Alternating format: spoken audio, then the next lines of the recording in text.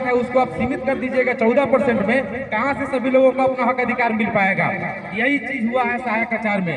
आप एक तो हम लोगों को सीट भी कम दिए और ऊपर से जनरल में जितने कैंडिडेट हम लोग आपके नियमावली के अनुरूप सिलेक्ट हुए, उसको आप जबरदस्ती एक प्रदीप कुमार के जजमेंट को बताते हुए हम लोग को बाहर कर दिया गया।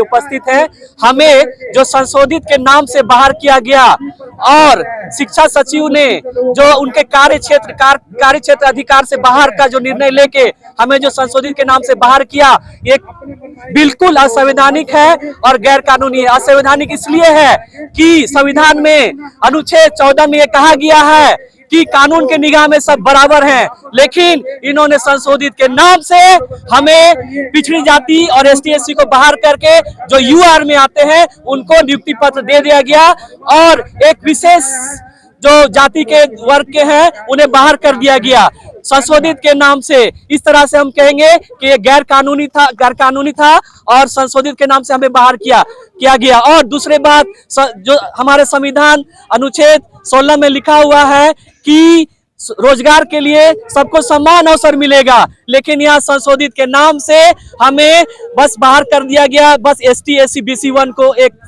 एक मुख्य जाति को टारगेट करके।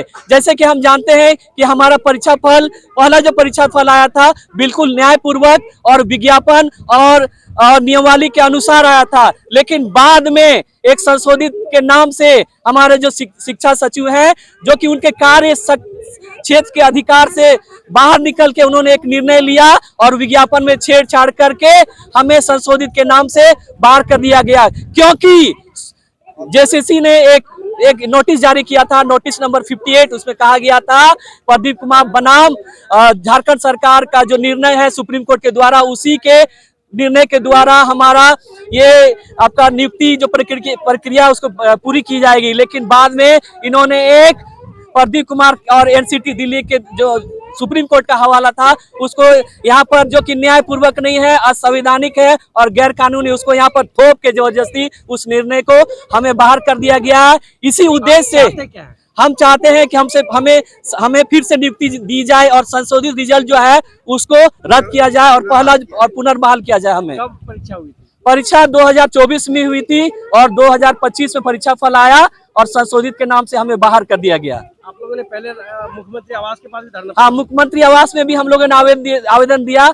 बहुत सारे हम MLA, बहुत सारे मंत्री महोदय से मिले और सबों से हमने आग्रह किया कि इस बात को उठाया जाए, तो उन्होंने हमें आश्वासन दिया है कि हमारा विधानसभा का जो शीतकालीन सत्र है उस पर वो इन बातों को रखेंगे। कितने हैं आप लोग? हम लोग टोटल 1600 है और अभी सब आ ही रहे हैं और अभी इतना आ चुके हैं, जो कि हम लोग 2 दिवसीय धरना में उपस्थित हुए हैं। बहुत अच्छा।